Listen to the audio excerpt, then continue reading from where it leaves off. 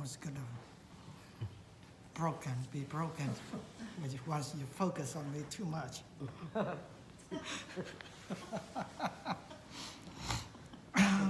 Okay.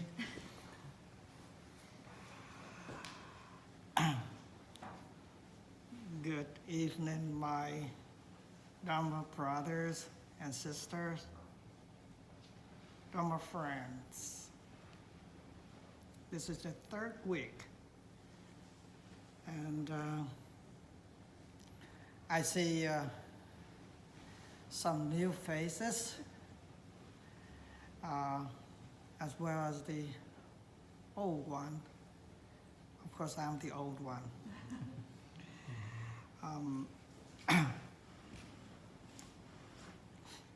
About the phone ring, it was great in a way that one thing, do you feel annoyed when you hear that phone ring? Just be honest.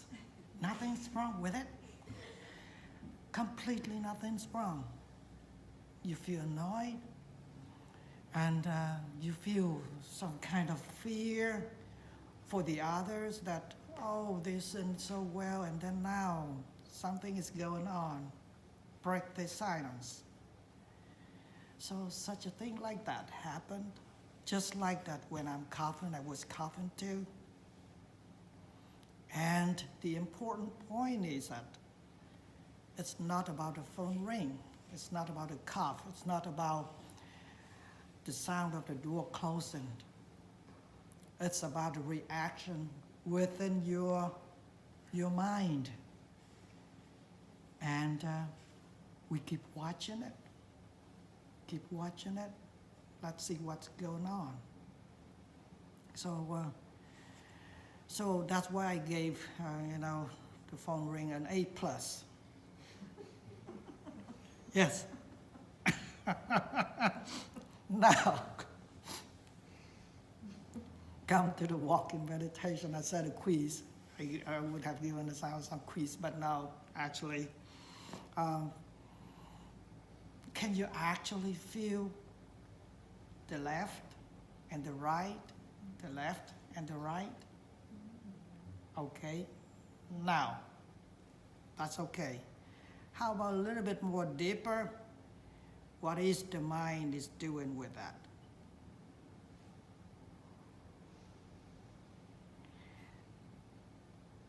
There is a general formula in that exercise. And I try to find out if you can tackle it. Can you share some, just briefly? Slowing down. Slowing down. Okay, that's one really way. Great. What else that? Well, for me, feeling the different textures. So you have the wood, you have the carpet, Right. and the rug, and then also the transitions. Right. So Right. really feeling what is happening. Okay, now you're at the level of sensation. You're not go into the mind yet. It seemed to me that sometimes we weren't really moving at all, but then it seems to me at some time we were moving really fast. Right. Okay, so that's just a perception that that sometimes it perceives this way, sometimes it perceives that way.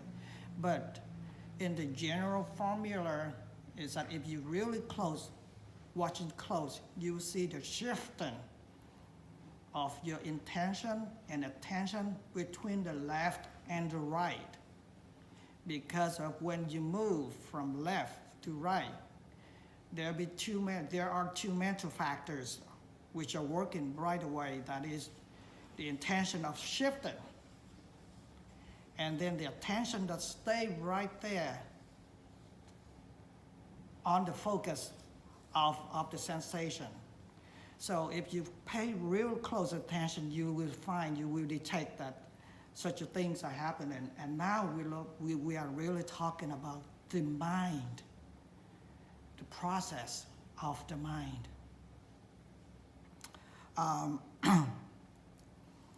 It's really funny today that, not today, but it has been a couple of days.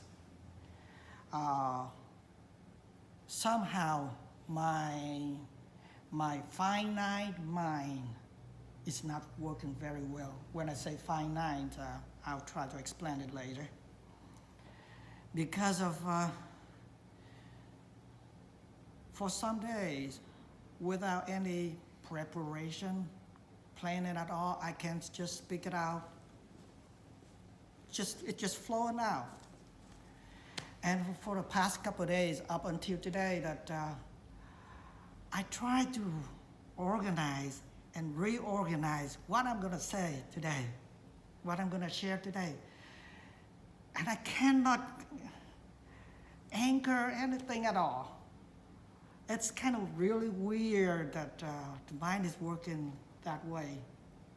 And then finally, I have to write down something in order for me to say something. Otherwise, I don't know what to say. It's kind of weird. But it's part of the finite mind. It's impermanent. Nothing can stay fixed with the finite mind. It changes from stage to state and unpredictable. You don't know what it's going to be next, right after that. Such a thing like that. So I have to write down in a piece of paper, and then let's see what I'm going to say. Well, first of all, in a step progressive meditation, we have to talk about vipassana. The vipassana covered a wide range of meditation objects, almost that you cannot escape out of vipassana. Anything with the objects, it's vipassana.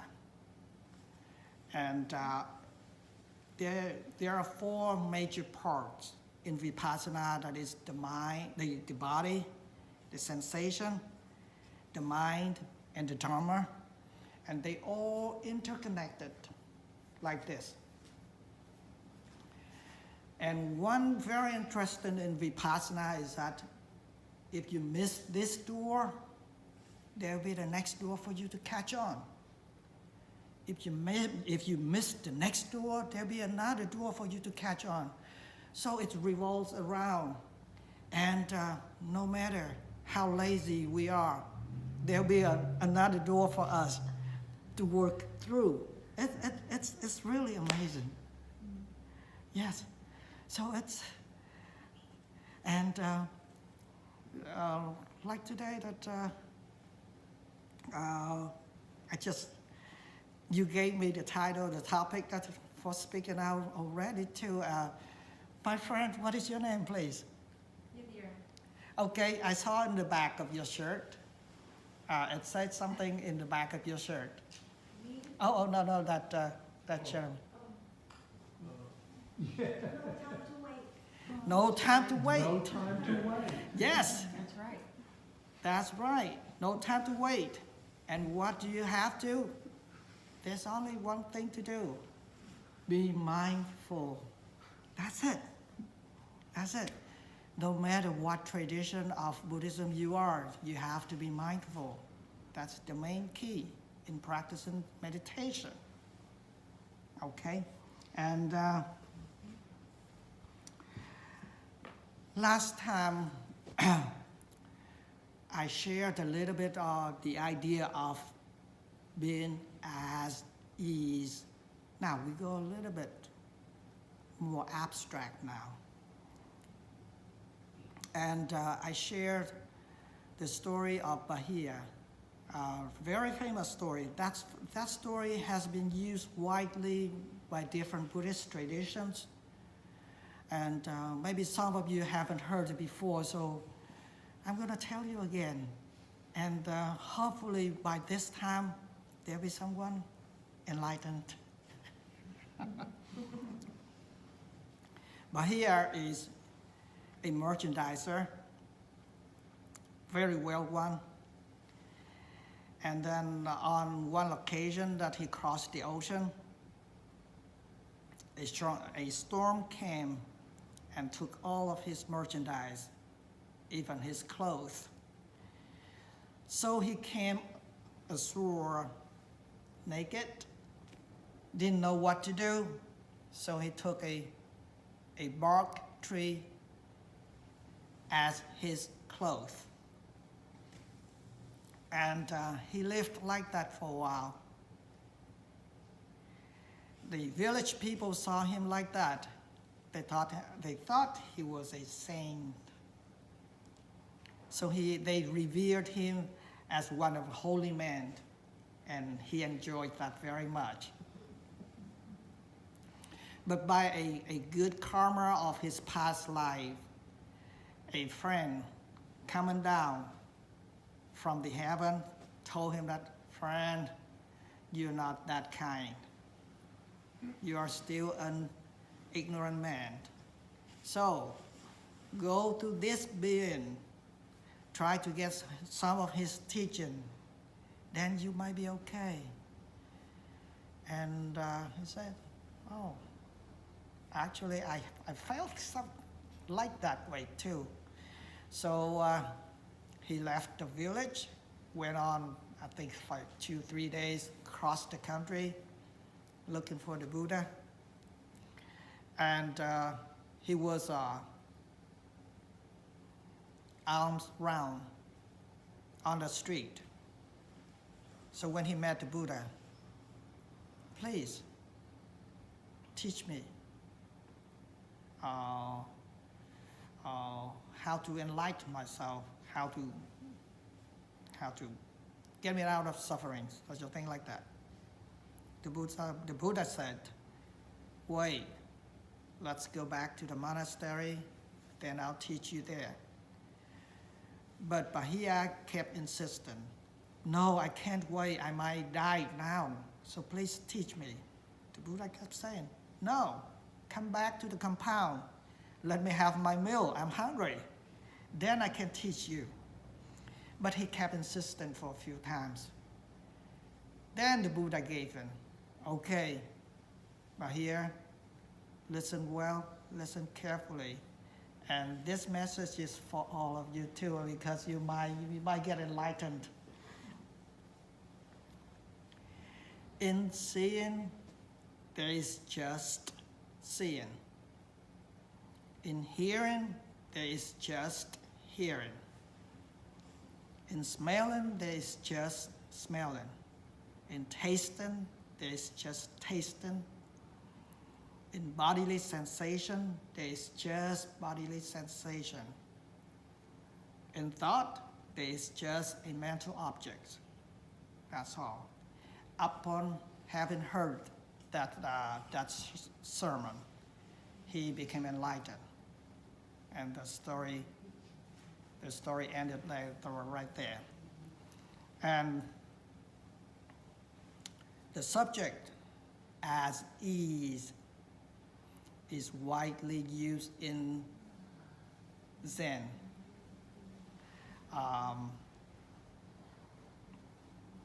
John Lennon that has a very nice song, Let It Be, Let It Be, Let It Be. Or Buddha, one of the Buddha's 10 names is suchness.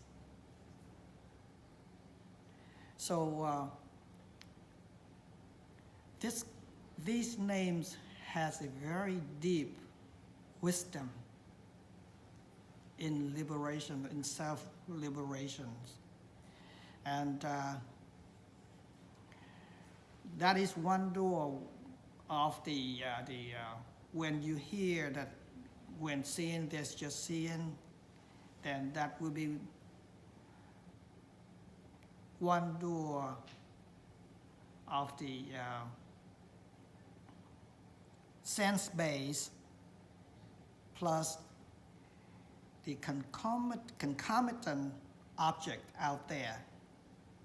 And if you cannot stop your thinking process right there, here is the next one, okay?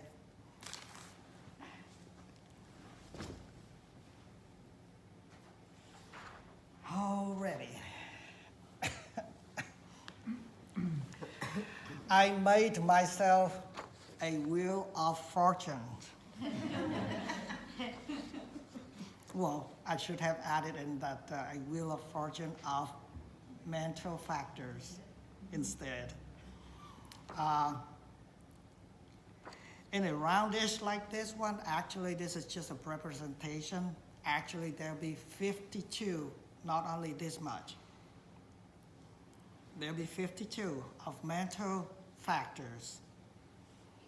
And those 52, you can widely range from loving kindness, fear, love, sorrow, hate, joy, depart, mindfulness, sad. There are a wide range of emotions. And then this wheel spins on its own and lands on its own in any slot, in no particular order at all. And this is the message. We are subject to one of these. It doesn't matter who you are. You are subject to one of these mental factors. Represent right in you right now. That is the factor of curiosity. You try to understand. You pay attention to me. That's curiosity. That is a mental factor which is going on right now. And if you don't have that mental factor when you go home, maybe bored that comes. Or maybe craving for a pizza. Such a thing like that. So there is always some kind or one kind of mental factors that is going on within you right now. You cannot escape it. Always one thing. And then if you understand the scenario that you cannot escape, what do you do? Think of your breath. I'm sorry? Meditate. Meditate. Go back to your breath. Yeah, go back to the breath. Yes, that is one kind of wanting. What type of what? One kind of wanting. Wanting. Yes. To breathe. No, whatever it is. When you generate your will of wanting, that Okay. is another kind of mental state. You cannot escape. So what do you do? Years ago, that I have a thought of a pan. There's a fire burning beneath it, and then an ant that crawling around the pan, and it cannot crawl out because of fire. So what can one do? What can that ant do? Now,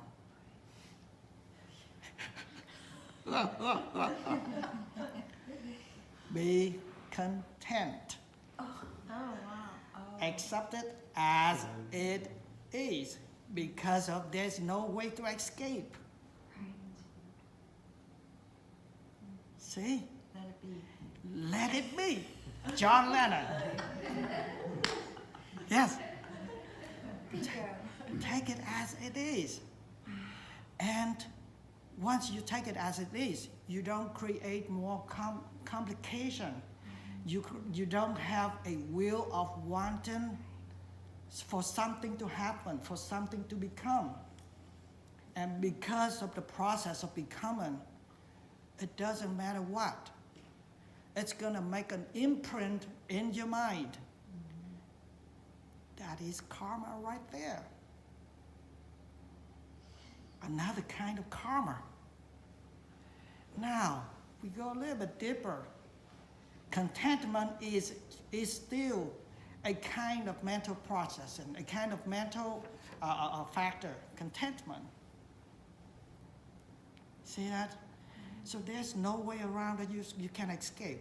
But temporarily, you can take contentment to calm the mind down. If that cannot relieve you from suffering, this is one more. Now, we're going down to meditation. Okay, now, all of these mental factors laying on what? A piece of paper.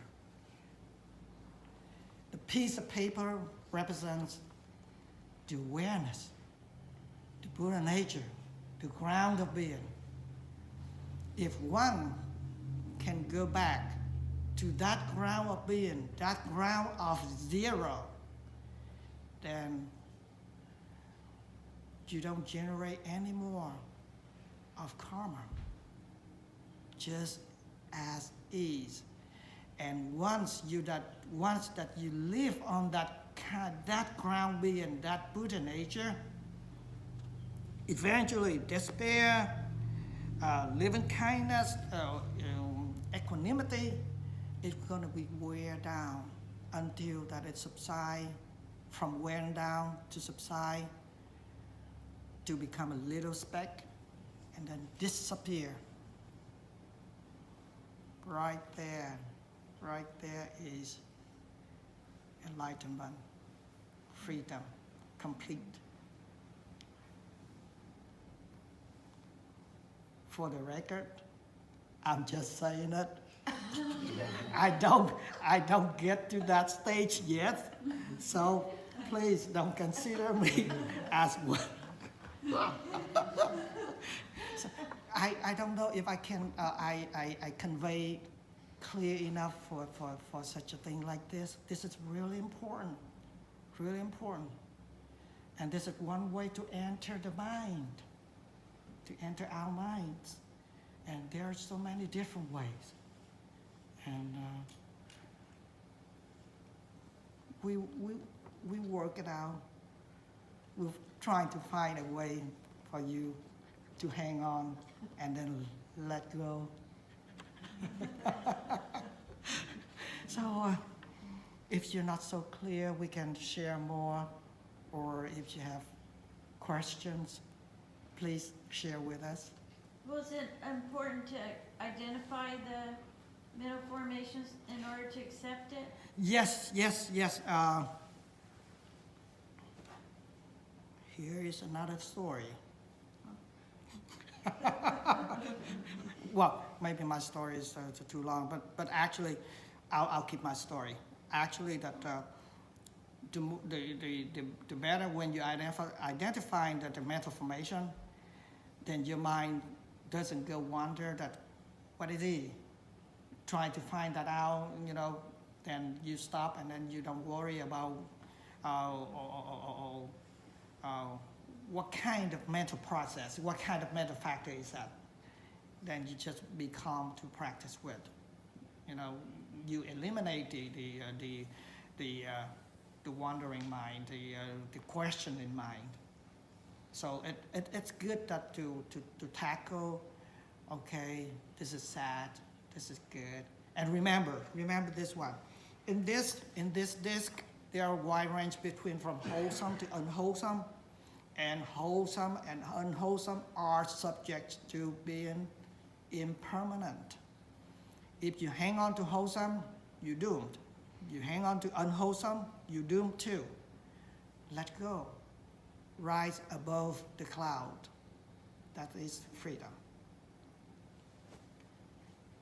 I learned by stories. Can you share that story? I remember when you tell stories.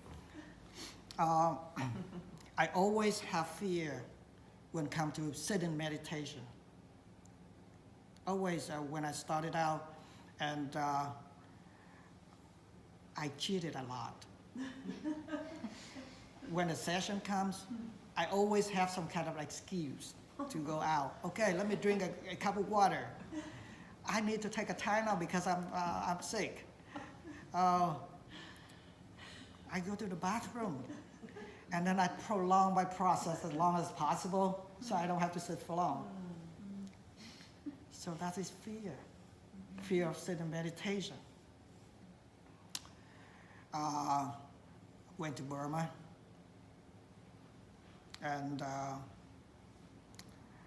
it's a long process.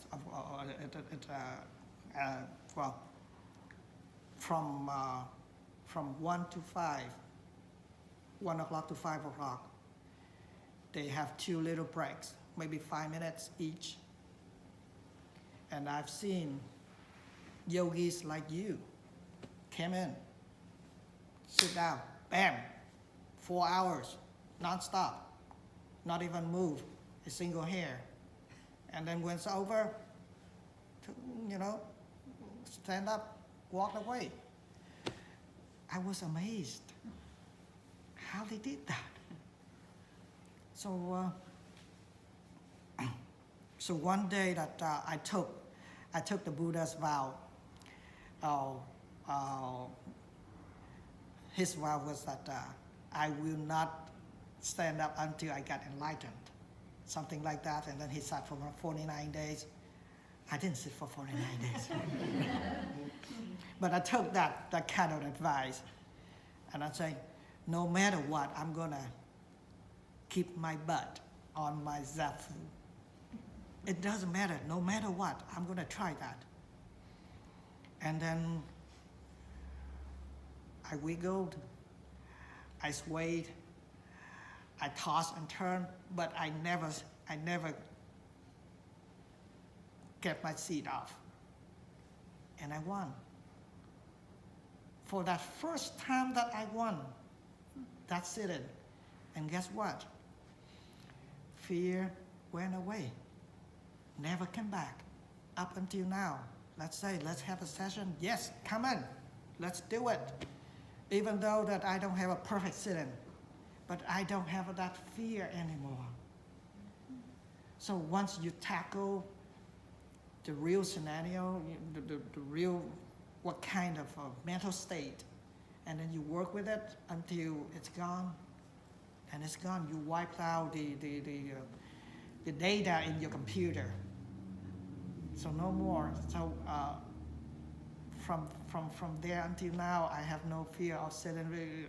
Again, I stated again that because of impermanence, someday I have a perfect sitting, someday I have very lousy sitting, but that perfectness and lousiness has nothing to do with fear, because of there's no more fear. Yes.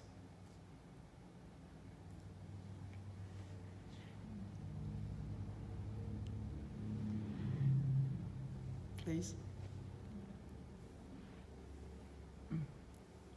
I had a little question, Ty. Yes. I read the Bahiya Sutra after Yes. you talked about it a few weeks ago. And I believe that Bahiya came to a tragic end. Yes. Yes. Yeah. And I was wondering if you wanted to mention that, and for me, was there any significance to that? I didn't quite understand the point of what happened to Bahiya. When we talk about that, his tragic death, and we have to talk about the karma. And not only that tragic death happened to Bahiya himself, but some of the 10 noble disciples of the Buddha that died tragically too, like Moggallana, that he died really bad. And we have to talk about karma. Now, enlightenment and karma are 2 different things. It doesn't mean that when you enlighten, you wipe out all of your karma. No. You will pay for what you own, for what you owe. It doesn't matter. But the different things in each individual is that when you get enlightened, death is nothing. You don't concern about dying as a fear factor anymore. But dying is something that you have to pay. Even Buddha, he has to die. In diarrhea, he took some bad food and then he got diarrhea and then he died. So the story said that Bahiya, after he got enlightenment, and he said a cow that choked him and then he died. And I should add, or at least the version I read, it said that the cow had a baby calf. And so to me, the implication was that the mother cow was kind of protecting her baby calf. That's what I read. It has been at least 2,500 years. And first, it was retold by mouth, Sure. and then a couple hundred years later, it was written down. The authenticity might not be real, but the thing is that you take the core of the story, not the tail of the story. So it doesn't matter how he died, or Morgan Lana, how he died, it doesn't matter, but how he achieved his enlightenment. That is important point right there. Because of if we're talking about the historical facts, there are so many misguided facts that if we keep clinging on that fact, then we never get out of it. So the point is that bring the main point back is that how you practice, how you apply that to alleviate yourself to have a better life, and that is important.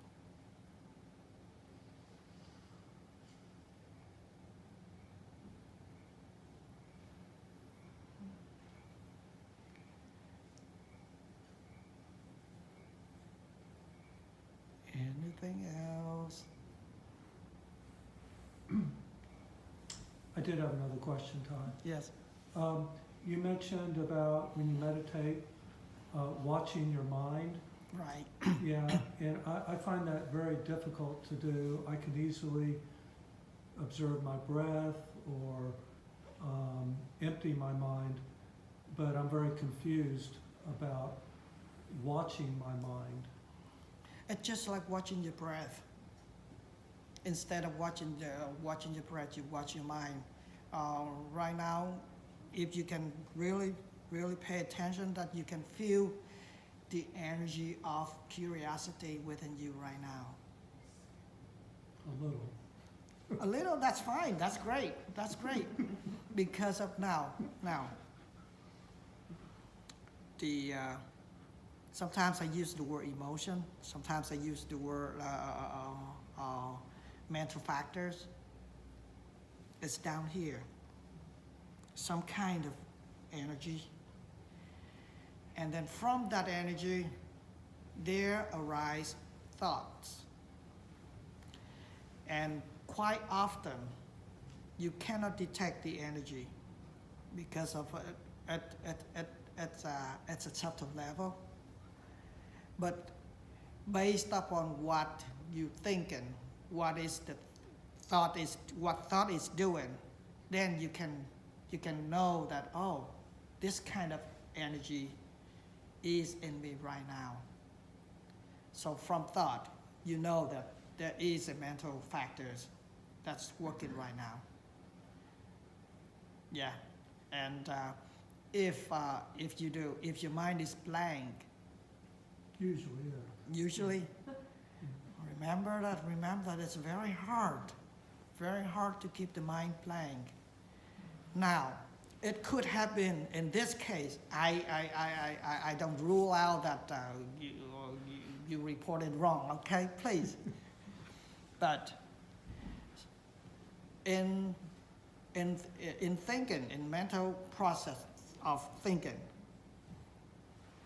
you have primary thought, which is very obvious. Let's say that, think of the word I go market. I go market. And then that is very, very, that is the noise within your mind. But in the back of your mind, there is something going on too. Just like that, if you're cooking rice, that it comes to the stage of boiling, you open the lid, you see that the bubbles coming out, and the mind is like that. The bubble coming out from the back of the mind, beside the thinking of I go market. It's like that. And if you really look at it, you will see that it is happening.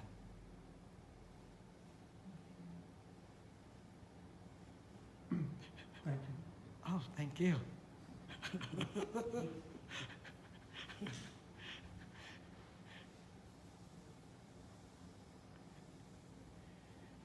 Anything else?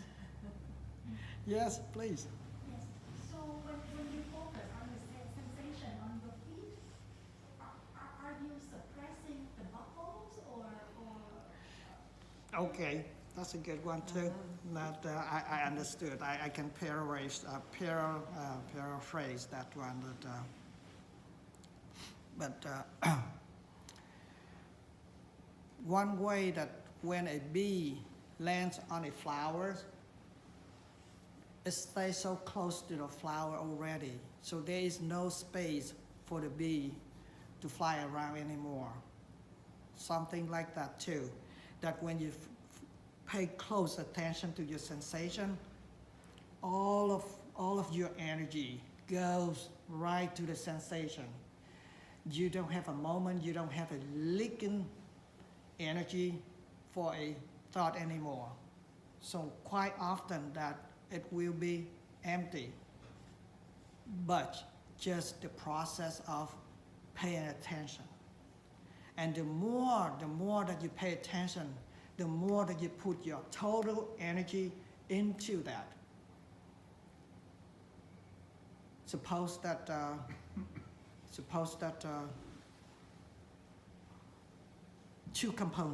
two electrical components.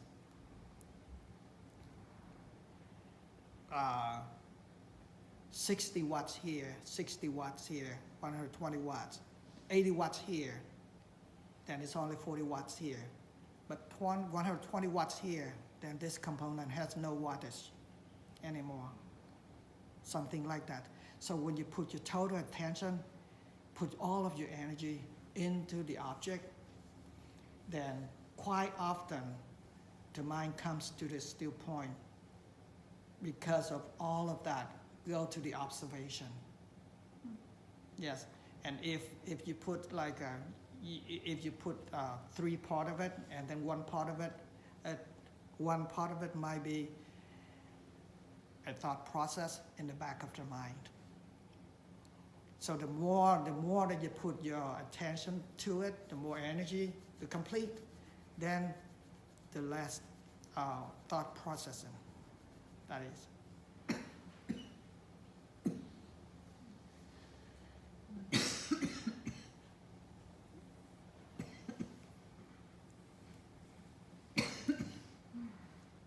Oh, I just rubbed my eye. Okay, you know that you're rubbing your eyes, and you know that you have an intention for that, because it raised very quick. When there's an itch, and then you have an intention of scratching that itch area. Mm-hmm. If you can catch that one, that is great. Catch it before you Catch it right there because of all of this lays on the piece of paper. And the piece of paper is what? Your awareness. The more that you're aware, the more that you can, the more that just like a radar that detects 360 degrees. There's nothing out of the boundary that it cannot detect. So the more to me, it's so interesting. I'm deadly interested in such a thing like that.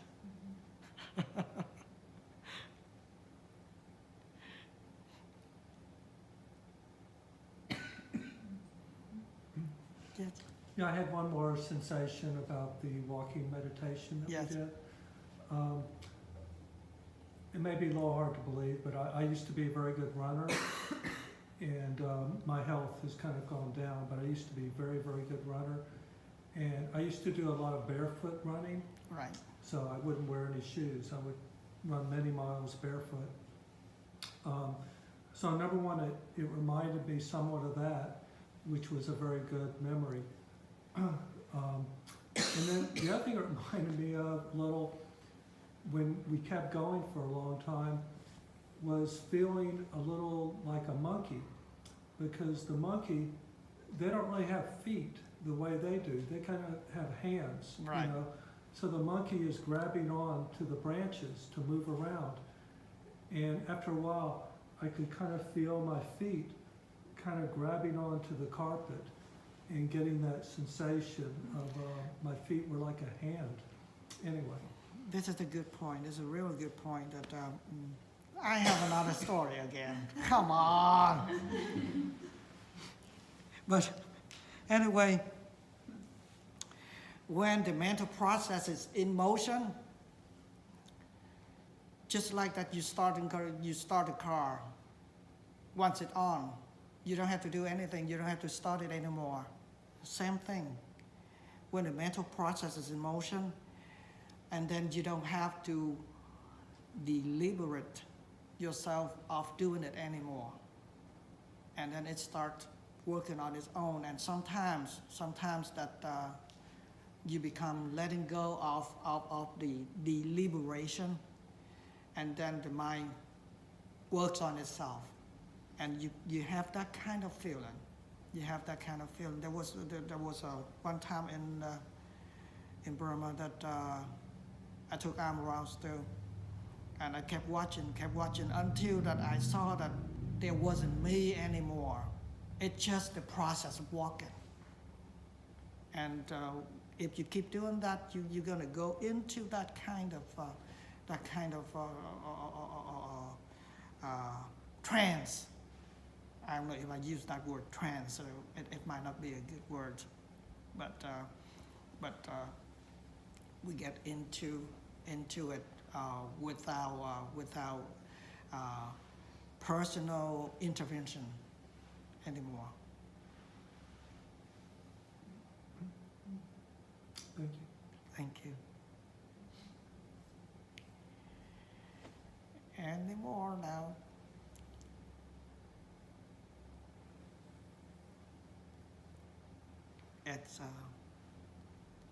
It's so great to see you all here. It's so great to share with you. Somehow, every time I share, I feel so happy. Yes. Yes, it could have been my destiny.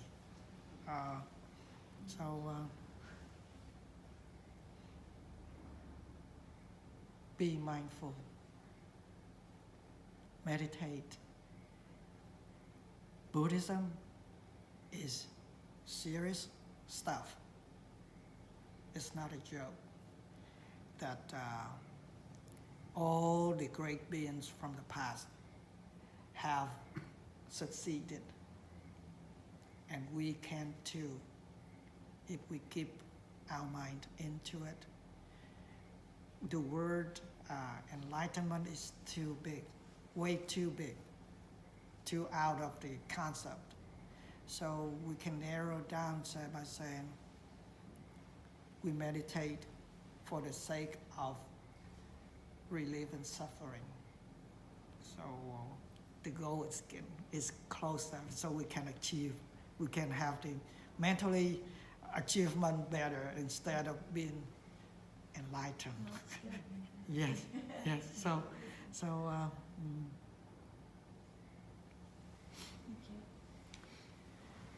you. May the divine above the Deva protect you by the power of the Buddha,